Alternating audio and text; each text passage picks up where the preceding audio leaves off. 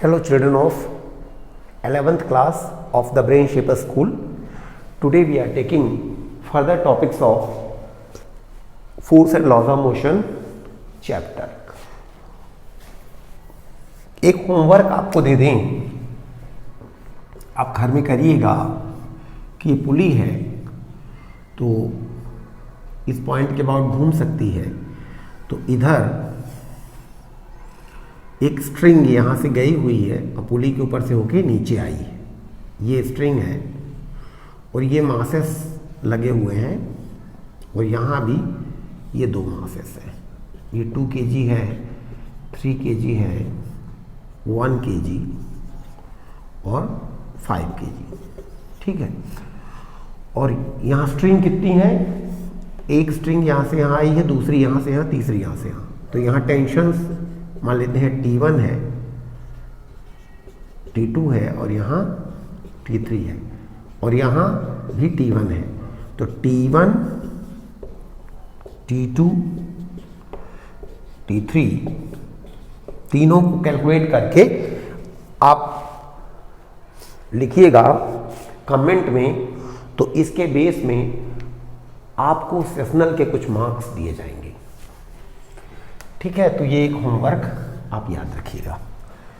तो अब हम लेते हैं कॉनकरेंट फोर्सेस। एक ही पॉइंट से जो फोर्सेस पास होते हैं,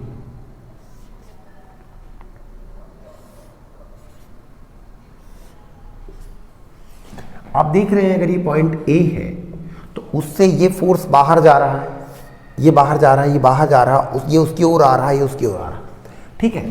तो अगर ये फोर्सेस हैं जो सभी एक ही पॉइंट से गुजर रहे हैं, तो ऐसे फोर्सेस को हम बोलते हैं कॉनकरेंट फोर्सेस। और ये पॉइंट जो ए है वो कहलाता है पॉइंट ऑफ कॉनकरेंसी, ठीक है। तो the forces passing through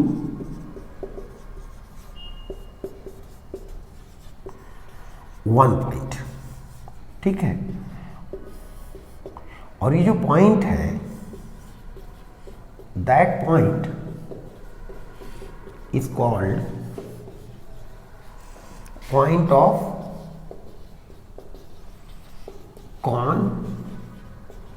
concurrency, ठीक है। तो अब इन पॉइंट्स का, इन फोर्सेस का जो टोटल है हम कैसे करेंगे, तो इनका जब टोटल हम कर लेंगे तो एक फोर्स आएगा, उसको बोलेंगे रिजल्टेंट ऑफ कॉनकरेंट फोर्सेस, ठीक है। तो resultant is the summation of योगफल ऑल कॉनकरेंट फोर्सेस। और जब हम ये रिजल्टेंट निकालेंगे तो कैसे निकालेंगे, तो we can find this resultant using the laws of addition of forces, like law of parallelogram, triangle law, polygon law. तो कई सारे फोर्सेस को अगर हमें ऐड करना है तो पॉलीगन लॉ भी यूज कर सकते हैं। कैसे करेंगे, किसी पॉइंट से हम बनाएंगे पहला फोर्स। पहला फोर्स का मतलब है कि इस डायरेक्शन में बनाएंगे और जितना ये है, मान लीजिए ये फोर्स 20 न्यूटन है तो 20 सेंटीमीटर की लाइन बना दीजिए, या रूल ले लीजिए कि माना 1 centimetre is equal to 10 newton, तो 20 न्यूटन मतलब 2 सेंटीमीटर। तो आप फिर क्या करिए, उस डायरेक्शन में 2 सेंटीमीटर की लाइन बना दीजिए, तो वो 20 न्यूटन हो जाएगा। फिर यहाँ से जहाँ पहुँचे वहाँ से F2 बनाइए, तो F2 बने ऐसा।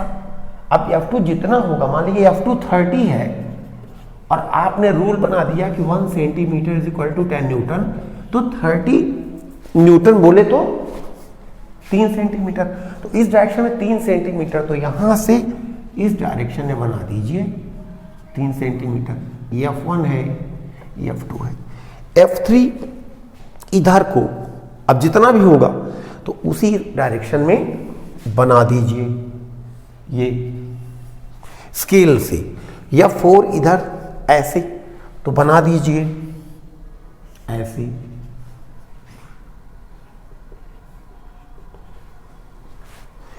F5 ऐसे, तो F5 जो है उधर को, तो मान लीजिए आपने बना दिया ऐसे,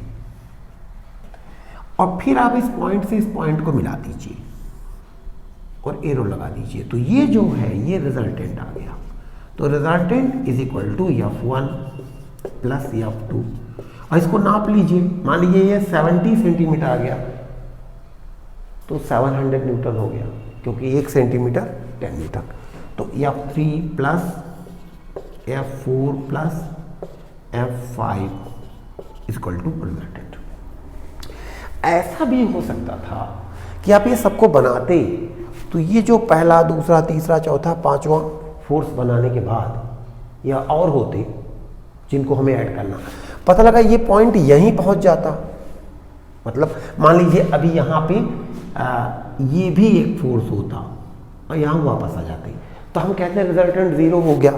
और जब रिजल्टेंट 0 हो जाता तो हम उसको बोलते हैं कि all those concurrent forces are in equilibrium. Equilibrium का मतलब है कि जिनका समेशन 0 होता है। तो अगर रिजल्टेंट हो जाए 0 वेक्टर, तो then the forces are called in equilibrium. जिन फोर्सेस का समेशन 0 होता है, कॉन्करेंट फोर्सेस का, दो forces are called in equilibrium. और वो फोर्सेस लगने के बाद किसी बॉडी पर अगर लगते हैं फोर्स, तो ऐसा लगता है कि कोई फोर्स ही नहीं लग रहा है, क्योंकि उनका टोटल 0 हो गया।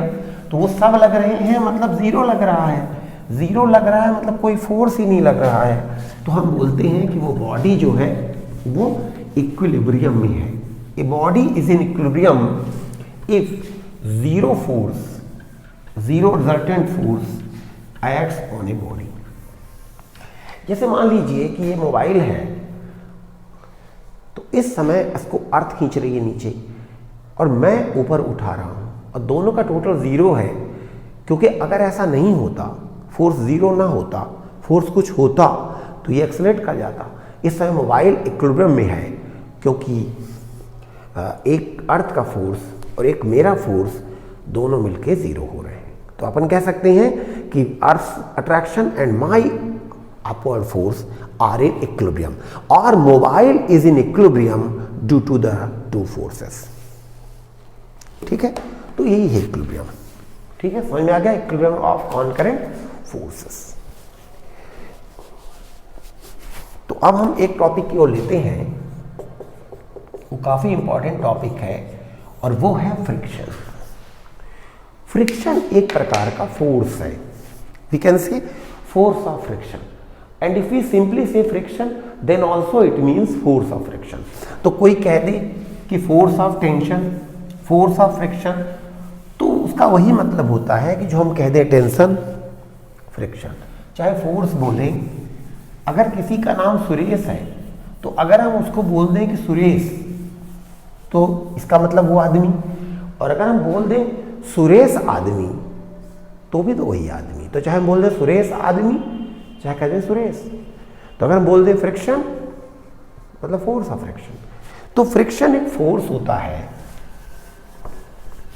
जो तब लगता है जब दो सरफेस आपस में टच करते हैं, कांटेक्ट में होते हैं। जैसे मेरी दो हथेलियां हैं, आपस में संपर्क में नहीं है, तो फ्रिक्शन नहीं लगेगा। अगर वो टच कर रही हैं, तो अगर वो टच कर रही हैं और वो उनके बीच एक रिलेटिव मोशन है। रिलेटिव मोशन का मतलब है कि इसकी वेलोसिटी अलग है, इसकी अलग है,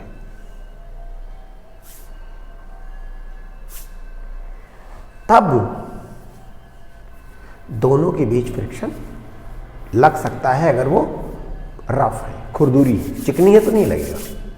और वो फ्रिक्शन क्या करता है, वो किस डायरेक्शन में लगता है, वो इस डायरेक्शन और इस डायरेक्शन में लगता है, टेंजेंशियल डायरेक्शन में लगता है, और दोनों पर लगता है।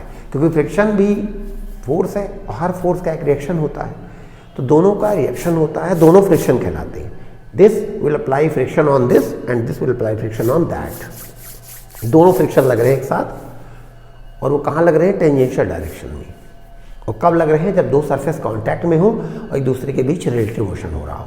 कई बार ऐसा भी होता है रिलेटिव मोशन नहीं हो रहा है, लेकिन रिलेटिव मोशन की कोशिश हो रही है।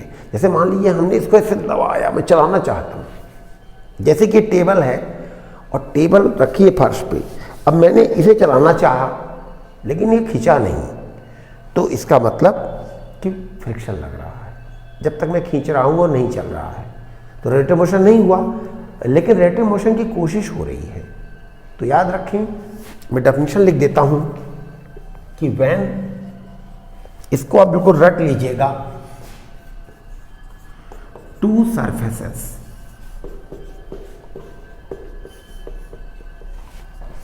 are in contact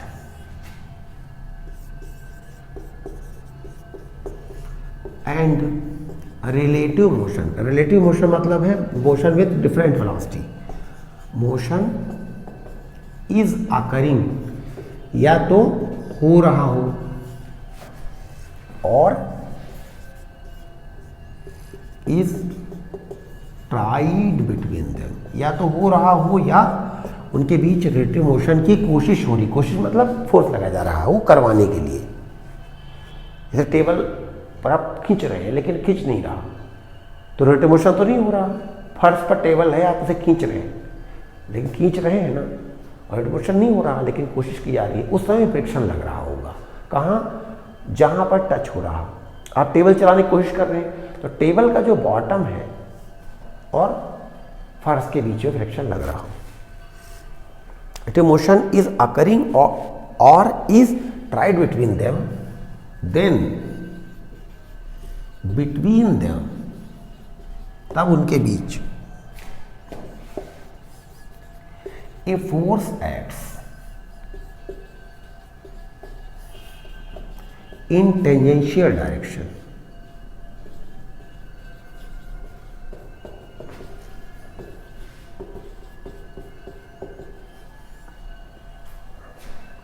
और ये क्या करता है?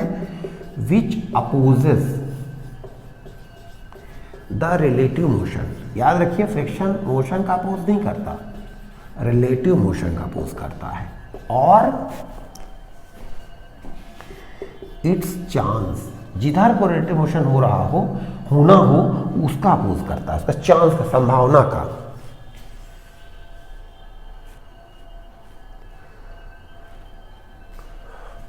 Then between them a force acts in tangential direction which opposes the relative motion or the chance of relative motion. This force is called friction.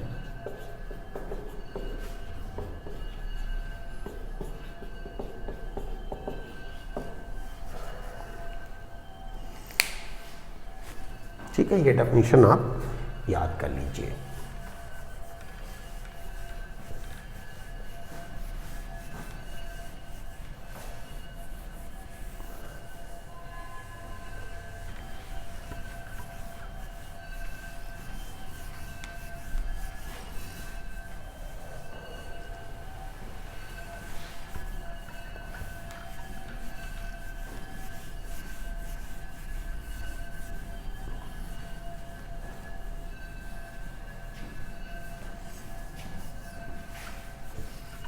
तो देखिए, मोशन की अगर हम स्टडी करते हैं लेकिन मोशन के कॉज की स्टडी नहीं करते तो वो स्टडी कहलाती है काइनेमेटिक्स। और अगर हम मोशन की स्टडी करते हैं और उसके कॉज की भी स्टडी करते हैं तो ये स्टडी कहलाती है डायनामिक्स। तो अभी जैसे हम लोग फोर्स वगैरह स्टडी कर रहे हैं जो कि which is cause of motion, तो इसीलिए हम जो चैप्टर से पढ़ रहे हैं that these are the parts of dynamics. और उसके पहले जो projectile motion, one dimensional motion वगैरह पढ़ रहे थे वो काइनेमेटिक्स था। तो जैसे मान लीजिए कि ये फर्श है, ठीक है, और फर्श पर मान लीजिए किसी ने टेबल रख दिया। अब ये टेबल के 4 पैर हैं, ठीक,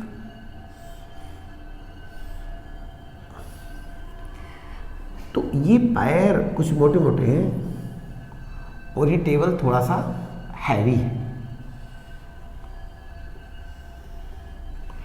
अब अगर आप इस टेबल को पकड़ के खींचेंगे यहाँ से, मान लीजिए आपने खींच लिया 20 न्यूटन से, और मान लीजिए आपने देखा कि टेबल नहीं चला, कई बार टेबल को खींचते नहीं चलता, तो ज़रूर जब चलेगा तो टेबल चलेगा और फ्लोर नहीं चलेगी, तो फ्लोर और टेबल रगड़ खाएंगे। कहाँ पर? पाँव के नीचे। फ्लोर और टेबल के बीच यहाँ पर टच हो रहा है, ये भाई टेबल का पाँव ही तो टेबल ही है, पाँव भी टेबल में आ रहा है, तो पाँव और फ्लोर जहाँ टच कर रहे हैं दोनों के बीच का यहाँ है कांटेक्ट। तो table and floor are in contact, where? Here. और इस कांटेक्ट के बीच में रिलेटिव मोशन नहीं है। अगर पाँव की वेलोसिटी अलग है, फ्लोर की अलग है, तो ये कहा जाएगा रिलेटिव मोशन में है। अभी फ्लोर की वेलोसिटी 0 है, पाँव की भी 0 है, एक जन खींचे हुए हैं लेकिन वेलोसिटी तो दोनों की सेम है, रिलेटिव मोशन नहीं हो रहा, लेकिन कोशिश हो रही है। इसीलिए इन पाँव पर एक इधर को फोर्स लगेगा, सभी पाँवों पर, जो कि जिनका टोटल कर दें तो ये 20 न्यूटन हो जाएगा। और ये वाली जो फोर्सेस हैं, अच्छा इसीलिए टोटल फोर्स फिर 0 हो जाएगा भाई, इनका सबका टोटल 20 इधर और एक 20 इधर, तो टेबल पर कुल मिला के टोटल फोर्स 0 हो गया, यानी table is in equilibrium. But these forces are called friction. अब इनकी वैल्यू अलग अलग हो सकती है कि मान लीजिए F1 है, F2 है, F3 है, F4 है, तो अगर आप इनको ऐड करेंगे F1 plus F2 plus F3 plus F4, तो ये इट मस्ट बी 20 न्यूटन। और इन फोर्सेस को सबको फ्रिक्शन बोलते हैं, friction on this leg, friction on this leg, ये। और फ्रिक्शन भी एक फोर्स है और हर फोर्स का एक रिएक्शन होता है, तो इनका भी रिएक्शन है। ये जो फोर्स लगेगा ये वो पांव पे लगेगा, कौन लगाएगा? फर्श, तो उसका रिएक्शन होगा, उसका उल्टा एक फोर्स होगा जो फर्श पे लगेगा, पांव लगाएगा, कितना? वही F1। इधर को भी फर्श पे लगेगा F2, इधर को भी लगेगा F3, इधर को भी लगेगा F4, लेकिन ये वाले फोर्सेस फ्लोर पे लगेंगे। तो जब टेबल का फ्री बॉडी डायग्राम बनेगा तो टेबल में नहीं आएंगे, टेबल में वो फोर्सेस आएंगे जो फ्लोर लगा रहा टेबल पर। In the free body diagram of table, only those forces will be shown which are acting on the table and which have been applied by others on the table, and not those forces which table is applying on others. ठीक है? अब ऐसे तो जिसने 20 से खींचा होगा table को, टेबल ने उसे भी खींचा होगा 20 से, लेकिन उसके ऊपर 20 लगा, टेबल ने लगाया, इसलिए ये फोर्स पर नहीं दिखाते। टेबल के फ्री बॉडी डायग्राम में हम वो फोर्स दिखाएंगे जो टेबल पे लग रहा है, दूसरा कोई लगा रहा। तो इसीलिए टोटल टेबल पे फोर्स ये ठीक है, क्लियर हो गया? तो ये फ्रिक्शन कहलाते हैं। अब इस समय रेट मोशन नहीं हो रहा, इसलिए ये जो फ्रिक्शन के फोर्सेस हैं इनका नाम रखा गया है स्टैटिक फ्रिक्शन। और जब मान लीजिए कि हमने कुछ फोर्सेस लगा दिया, मान लीजिए 100 न्यूटन लगा दिया और टेबल सरक रहा है, तो सरकते समय भी चूं की आवाज आ रही है और ये लोग फोर्स की कुछ कुछ वैल्यू है, तो ये जो फोर्सेस है तब के फोर्सेस होंगे जब टेबल सरक रहा है, तो वो फोर्सेस कहलाएंगे डायनामिक फ्रिक्शन।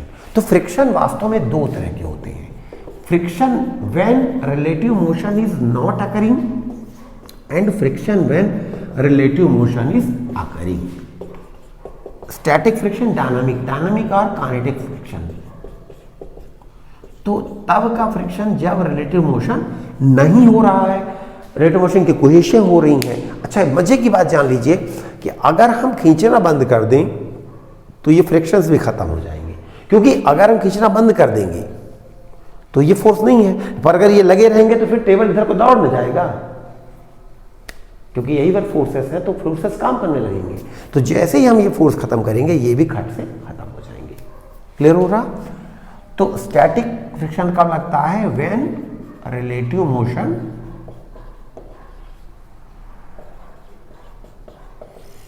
इज ट्राइड, जब रिलेटिव मोशन की कोशिश हो रही है बट नॉट अकरिंग, किंतु हो नहीं रहा है। और काइनेटिक फ्रिक्शन कब लगता है? When relative motion is occurring, जब रिलेटिव मोशन चल रहा है। जैसे आपने बॉल फेंक दिया और वो जमीन पर दौड़ रही है, उस समय जमीन उसको रोक रही है, तो उस समय जब फ्रिक्शन बॉल पे लग रहा होगा वो काइनेटिक फ्रिक्शन है, ये डायनामिक फ्रिक्शन है। तो डायनामिक फ्रिक्शन कब होता है? जब रिलेटिव मोशन हो रहा हो। जैसे किसी भी बॉक्स को आपने पुश किया, आप पुश कर रहे हैं, अभी चल नहीं रहा, तो स्टैटिक फ्रिक्शन। और जब आपने थोड़ा और पुश कर लिया और चलने लगा, तब उस समय फ्रिक्शन लग रहा है। क्या फर्श रोकना बंद कर देता है? नहीं, लगता रहता है। तो उस समय जो फ्रिक्शन लग रहा है, कब? जब बॉक्स सरक रहा है, तो वो काइनेटिक हो गया। अब आपने बॉक्स को धकेलना छोड़ दिया, लेकिन बॉक्स फिर भी दौड़ रहा है, तो ये भी काइनेटिक फ्रिक्शन है। ठीक है, आप फोर्स नहीं लगा रहे हो, बॉक्स तो दौड़ रहा है, तो फ्रिक्शन लग रहा है, तो यही है काइनेटिक फ्रिक्शन। जब मोशन, रिलेटिव मोशन चल रहा हो, तो उस समय जो फ्रिक्शन लगता है उसको बोलते हैं काइनेटिक फ्रिक्शन।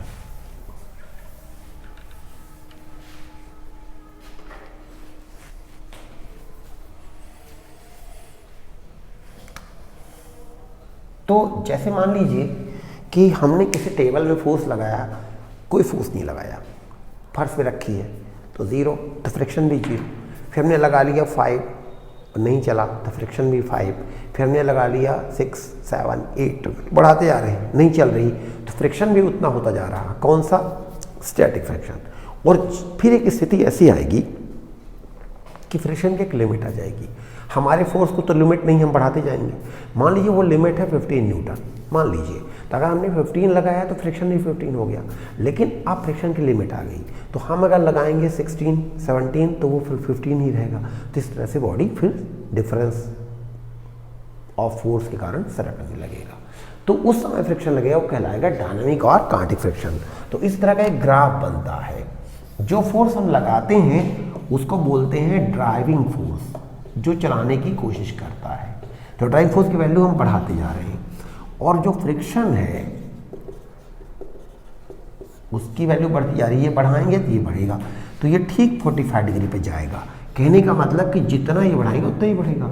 और ऐसा कब तक होगा? जब तक लिमिट नहीं आ जाती, भाई फ्रिक्शन अब नहीं बढ़ेगा। तो फिर जैसे ही बॉडी सरकने वाली होगी तो फ्रिक्शन सबसे ज़्यादा हो जाएगा, और फिर जब सरकने लगेगी तो हो सकता है बॉडी थोड़ा अगर खा के चिकनी हो तो फ्रिक्शन थोड़ा सा कम हो जाए, और उस तरह नहीं भी हो। तो अगर नहीं कम होगा तो यहीं से ग्राफ ऐसे चला जाएगा, क्योंकि अब फ्रिक्शन नहीं बढ़ रहा है। और अगर थोड़ा सा कम होगा तो ग्राफ ऐसा चला जाएगा, ये थोड़ा सा नीचे आएगा और फिर एक बराबर बना रहेगा, और ये पॉइंट कहलाएगा लिमिटिंग फ्रिक्शन। मतलब इस समय ये फ्रिक्शन जो है इसको FMS भी कहते हैं, मतलब फ्रिक्शन इस समय अपने टॉप पर है। FMS मतलब है मैक्सिमम स्टैटिक फ्रिक्शन। एक्चुअली जब स्टैटिक फ्रिक्शन का टॉप हो जाता है वो वास्तव में फ्रिक्शन की सबसे ज़्यादा वैल्यू है, उससे फ्रिक्शन कभी नहीं होता। तो मैक्सिमम स्टैटिक फ्रिक्शन ये दो सरफेस के बीच का सबसे ज़्यादा फ्रिक्शन है। ये तब लगता है जब रिलेटिव मोशन होने ही वाला होता है, जैसे बॉडी सरकने ही वाली होती है उस समय फ्रिक्शन अपने टॉप पे हो जाता है। तो मैक्सिमम स्टैटिक फ्रिक्शन, इसको हम लोग लिमिटिंग फ्रिक्शन भी कहते हैं। फ्रिक्शन इतना मज़ेदार और बुद्धिमत्ता वाला टॉपिक है, ठीक है। और यहाँ से यहाँ तक जो फ्रिक्शन होता है उसको बोलते हैं स्टैटिक, और यहाँ से यहाँ जो होते हैं उसको बोलते हैं काइनेटिक या डायनामिक, ठीक है। तो ये फ्रिक्शन का ग्राफ आप याद रखिए। तो ये फ्रिक्शन को मिला के दो हिस्से हो गए, स्टैटिक और डायनामिक।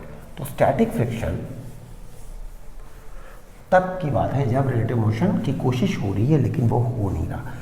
तो जैसे मान लीजिए कि लिमिटिंग फ्रिक्शन मान लीजिए 15 है, तो आपने फोर्स लगा दिया 10, तो फ्रिक्शन भी 10 हो गया। आपने फोर्स लगा दिया 15, फ्रिक्शन भी 15 हो गया। आपने फोर्स लगा दिया 12, तो फ्रिक्शन भी 12 हो गया। यानी जो स्टैटिक फ्रिक्शन होता है उसकी वैल्यू ड्राइविंग फोर्स के इक्वल होती है। जितना ड्राइविंग फोर्स उतना ही स्टैटिक फ्रिक्शन। लेकिन जो डायनामिक फ्रिक्शन होता है तो ड्राइविंग फोर्स बढ़ता जा रहा है, लेकिन देखिए डायनामिक फ्रिक्शन नहीं बढ़ रहा क्योंकि बराबर फ्रिक्शन लगता है।